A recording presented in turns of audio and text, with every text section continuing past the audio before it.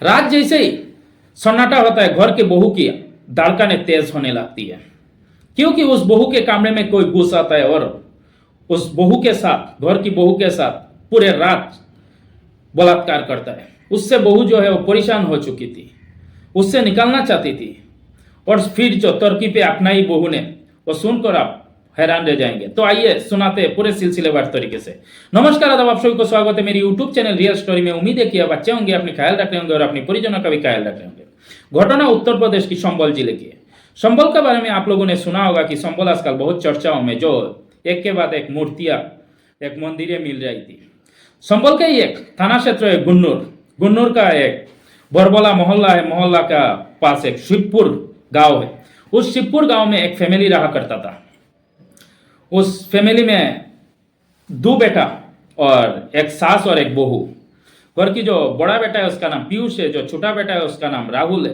राहुल का शादी हो चुका था, उसका बीवी का नाम नेहा शर्मा था। राहुल शर्मा जो वकालती करता है, हरियाणा के गुरुग्राम में रहता है, रहकर वहाँ वकालती करता है। घर से करीब 260 किलोमीटर दूर है।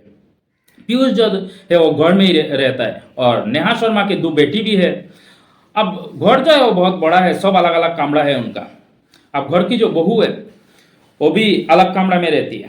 तो 10 दिसंबर 2024 को सुबह उस घर से चीखने की चिल्लाने की आवाजें आ रही थी। अब आसपास के जो लोग होते हैं, पड़ोस के लोग होते हैं, लोग पूछते हैं क्या हुआ है तुम्हारे घर में। अब पता चलता है उस घर का जो बड़ा बेटा है पीयूष, उसने सुसाइड कर लिया। अब सुसाइड क्यों किया, अब इस बात का खबर पुलिस को भी दी जाती है। अब उसका जो सूचना है उसका भाई राहुल को भी दिया जाता है। राहुल भी हरियाणा गुरुग्राम से अपना घर पहुंचता है शिवपुर में। और जो पुलिस है वो लोग भी गुन्नर जो पुलिस है के बिश्नोई यानी कृष्ण कुमार बिश्नोई, वो भी पहुंचते पूरे दल बल के साथ, टीम के साथ। अब उसे पोस्टमार्टम के लिए भेजा जाता है। तब तक जो उसका भाई राहुल है, जो वकालती करता है, वो बताता है कि नहीं, मेरा भैया ने कभी आत्महत्या कर ही नहीं सकता, वो सुसाइड नहीं कर सकता, उसका बातों में कभी ऐसा लगा ही नहीं। और क्या चीज का कमी है जो उसे वो सुसाइड करे। वो सीधा सीधा आरोप लगाता है अपनी चाचा पर, क्योंकि चाचा का साथ जमीनी विवादें चल रहा था। चाचा परवेश शर्मा और उनके दो बेटे हैं पुलकित और शशांक, ये दोनों पर आरोप लगाता है। अब पहले ही पता चल रहा था जो सास की गले में कुछ निशान है, ऐसे लग रहा था कि कोई उसका गला दबाकर हत्या की है।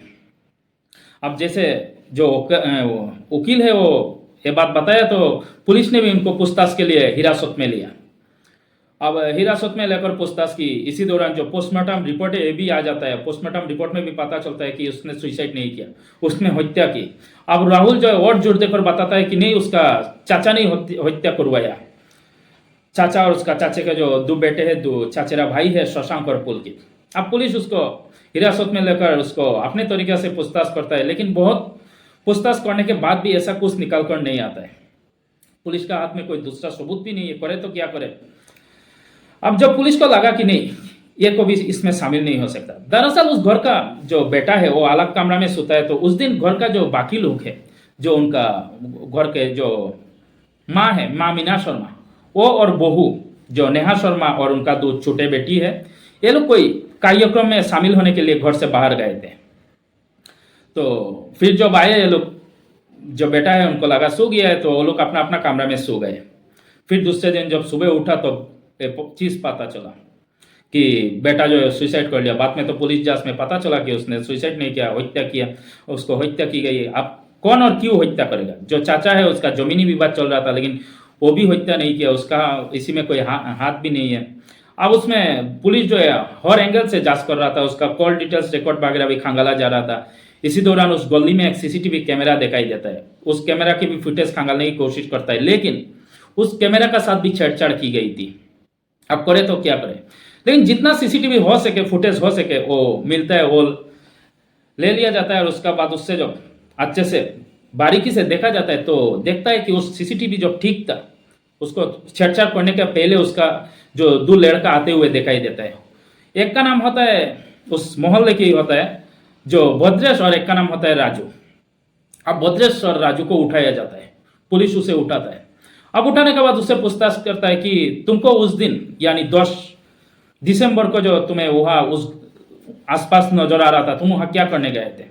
तुम तो वहाँ उसका साथ दारू भी पिए थे, पीयूष का साथ। दरअसल पीयूष जो है वो दारू का भी लत था, वो दारू भी पीता था।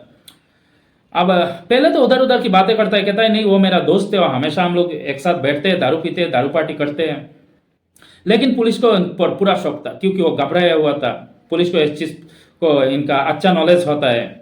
तो पुलिस जब उससे शक्ति से पूछताछ करते हैं तो पूरे कहानी बताता है कि जो सोच है उगालता है कि उन्होंने उसको हत्या की है।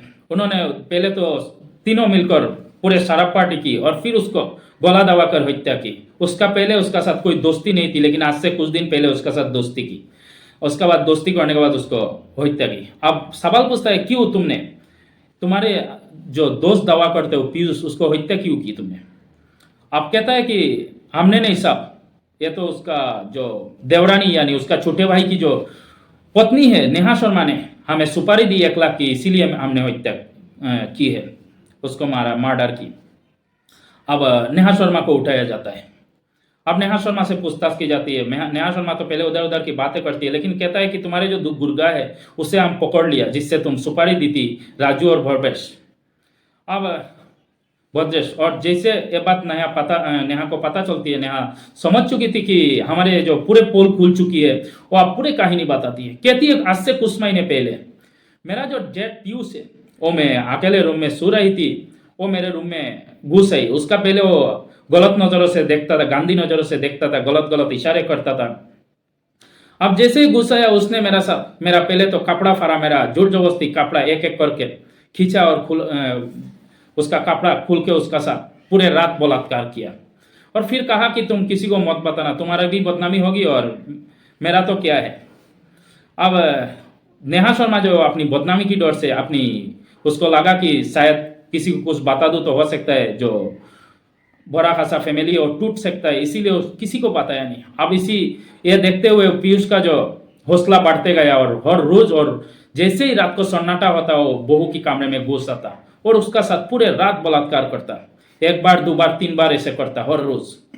उस घर में उस छोटे भाई की नेहा शर्मा के साथ ही वो सो जाता था। पूरे रात को उसका साथ छेड़छाड़ करता, बलात्कार करता, उसको निवस्त्र करके रखता। अब वो तंग आ चुकी थी, परेशान हो चुकी थी। अब वो चीज से निकालना चाहती थी, लेकिन कैसे।